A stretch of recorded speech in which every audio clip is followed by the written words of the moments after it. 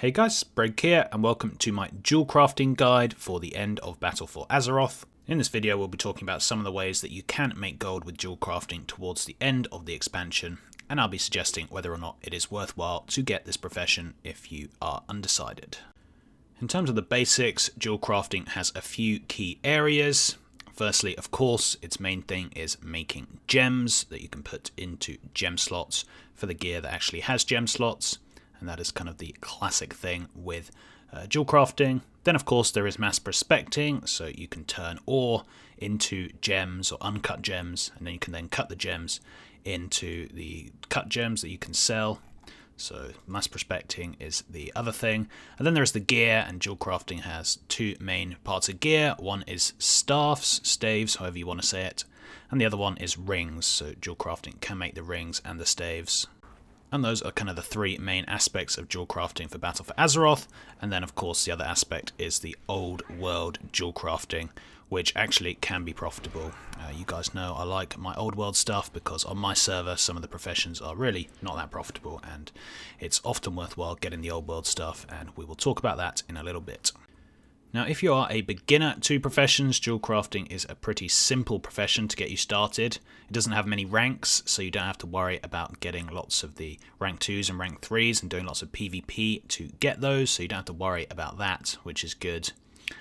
And yeah, it's pretty simple. You literally just buy the uncut gem, usually, such as a sand spinel, and then you craft it into a quick sand spinel, and then you sell it on the auction house. It's very, very basic.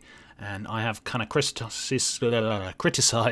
jewel crafting in the past because it's too simple, and it means it's basically not really worthwhile because it's really hard to make profits with something so easy because everyone's doing it. And especially if you're on like a high pop server, even a medium pop server, it can be very difficult to make gold, particularly towards the end of an expansion, and particularly during this expansion when realistically jewel crafting just hasn't been as good, mostly because there's hardly any gems on gear, and even some of the gems are unique equipped, so you can only put one on your gear at once, and yeah, it just isn't very good.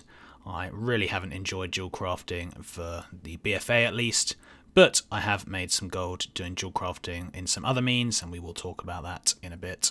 Now, of course, you can mass prospect, which is buying ore, prospecting it down, and then getting the gems and seeing if you can make profit that way. And this actually is something that can make you a bit of profit if done correctly. Just to do a quick test on this, let us buy out 1,000 osmanite ore for around 10,000 gold, and let us mass prospect it.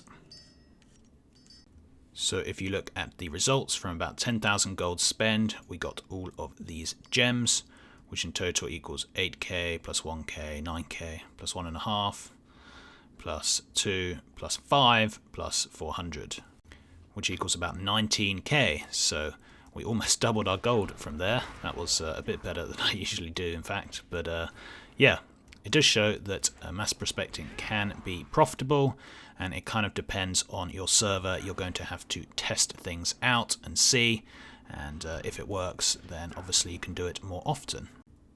Now, if you have TSM, the TSM settings will tell you a prospecting value. I'm not certain how accurate this is, but I mean, it says the prospect value is 11 gold 60 and it costs 9 gold 98. So that is on average a 1 gold 62 profit each time I prospect. So not too bad. I think I'm pretty sure I got more than that. Well, I got way more than that. I made almost double my gold rather than the kind of 15% profit that TSM suggests. So again, I don't know how accurate this is, but I guess you can use it as a base guide. And I know there's some people who have done sort of prospecting spreadsheets and all that if you want to get complicated with it. But to be honest, I would just test. Go on your server, spend sort of 20,000 gold, mass prospect it all. Probably if you want to be accurate, you have to spend more like 50,000 gold. But yeah, prospect it all and see what the profit is like, and you might have found yourself a good little gold maker on your server. I just doubled my gold. You probably won't double your gold, but at least it could be a cool gold maker, and jewel crafting doesn't have that many of those, so make the most of prospecting. But before we go any further, this video is sponsored by Skillshare. Skillshare is an online learning community with thousands of courses from some amazing creators. In the strange time where we are currently living, Skillshare is a great way for creative people to help break up their monotonous daily routine and try something new. It is great value for money at just $10 per month for a yearly subscription, and you're going to be getting 2 months free Skillshare through clicking my link down in the description. My main job is as a marketer, and I've really been enjoying the Design Great Stuff course from Draplin, providing a really interesting insight into how to build merch for a specific brand. So please remember, link in the description below. You will get 2 months free Skillshare Premium for the first 1,000 people that click it, so don't miss out. So we've talked about prospecting, we've talked about the gems, which usually aren't that good, but maybe on your server you'll have some profit with them. Then we'll talk about the gear. So Jewelcrafting allows you to create rings, which have a kind of bad item level, but at least they can make some profit, and these sell really, really quickly, because lots of people who level alts, rings are like one of the hardest things to find on an alt, particularly if you're not questing. So rings do sell very, very quickly, and if you can make sort of 500 or 1,000 gold from them on your server, then it's going to be a fairly good gold maker for you. But an even better gold maker is the staves, because again, weapons sell really, really well. That is why blacksmithing is such a good profession right now, with loads of people leveling alts with the 100% XP boost. And if you can get rank 3 with the Uncanny Combatant Staff, you can make some pretty big gold from it. It's 8,500 gold profit on my server, and it sells pretty quickly. So again, it's a fairly good gold maker for you. And yeah, pretty simple really. That is it for BFA Jewelcrafting. The tools of the trade is kind of okay. It doesn't really impact gold making, but it can allow you to get a few extra gems occasionally. So if you are interested in that, then get it, but don't go crazy about it. It's not that good. And yeah, jewelcrafting is it's a very strange profession. I always think of jewelcrafting as making gems, and for me at least, I just haven't really made profit from making gems. Which is why I'm not that keen on jewel crafting. However, you can make pretty good gold selling the rings, selling the staffs, even mass prospecting sometimes. So there are ways to make gold with BFA jewel crafting. It just completely depends on your server. And yeah, I prefer making gold with jewel crafting, with actually crafting gems, because that is what jewel crafting is. And I don't know, for BFA that just hasn't been as good, but it doesn't mean jewel crafting is a bad gold profession in general. It just means the gem crafting aspect of it isn't great, at least not on my server. Now moving on to old world jewel crafting, and again right now with a lot of people leveling up, a lot of people want to put some gems into their gear just because they want to max things out. A lot of people want to have sort of twinks for boosting and stuff like that, so they want to max those guys out. And yeah, old world gear can sell really well, and old world gems can sell really well because of that.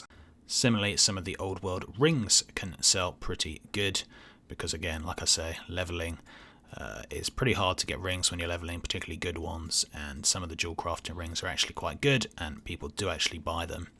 If you guys have Trade Skill Master, which you should all have, then you can see the sale rate of some things, and if the sale rate is basically anything at 0.03 like this or above, or 0.03 for those of you who don't understand when I say naught, that means 0 in English, UK English. So 0.03 and higher usually means it won't take ages to sell, it actually will sell. And if it's sort of 0.1 or higher, then it's going to sell actually quite quickly. And so if you see some sort of gem with like a 0.19 sale rate, even though it's old world, that means it's going to sell, because people need it for twinking or leveling or for some random quest, or there's loads of reasons why people need old gems, and they do sell pretty good. So make sure you guys get Trade Skill Master. You can click the link in the description if you want to look at Trade Skill Master Premium, but to be honest, just the normal Trade Skill Master is really great, and it's my favorite add-on for lots of reasons, and seeing what old world things sell quickly is one of them. So yeah, any of these gems that are sort of 0.15, that's going to sell pretty quickly, and don't miss out on selling these. I've made so much gold just selling random gems in the past. I used to do this profession series. I don't know if you guys remember it. And I used to sell the most random things, particularly with jewel crafting. And I could never really believe why someone's just bought 5 or 10 gems for like North End gems or something. I never really understood it, but people do buy them occasionally. I mean, stuff like these rings, they're really, really expensive. But again, they don't cost anything to make. They cost like a couple of hundred gold to make. And just on the off chance that you can sell them for sort of 10k or 15k, it's just worthwhile doing it. And again, the sale rate isn't terrible. Like, these do occasionally sell, so don't miss out on doing that. And yeah, guys, that is it for this video. Make sure you check out prospecting on your server, because that can be one of the best ways to make gold with jewel crafting if it works. But again, testing is key for that, to find out the best price, and obviously Trade Skill Master can help with that as well. Check at the old world things, try find something, a little niche market on your server that maybe not many people are in, sort of selling some random old world gems that you could make a profit with. And then, of course, do not forget the rank 3 staff and some of the the rings. Even though the rings aren't that high item level, people do still buy them, and the staffs can be really, really profitable. As for the gems themselves, well, I just really hope next expansion Blizzard does something with jewel crafting gems, because it's just so easy right now just to buy an uncut gem, turn it into a cut gem, and put it on the auction house. I mean, when a profession is that simple, it just means it's not going to be profitable because everyone's doing it. We need some sort of complexity in our professions, and hopefully in Shadowlands, jewel crafting will have something a bit extra. But doesn't mean it's a terrible profession for gold making. In fact, it can be really good. Make sure you guys do check it out on your server. Hope this video was good. Remember to check out the Skillshare link. Thanks for watching, and until next time, see ya.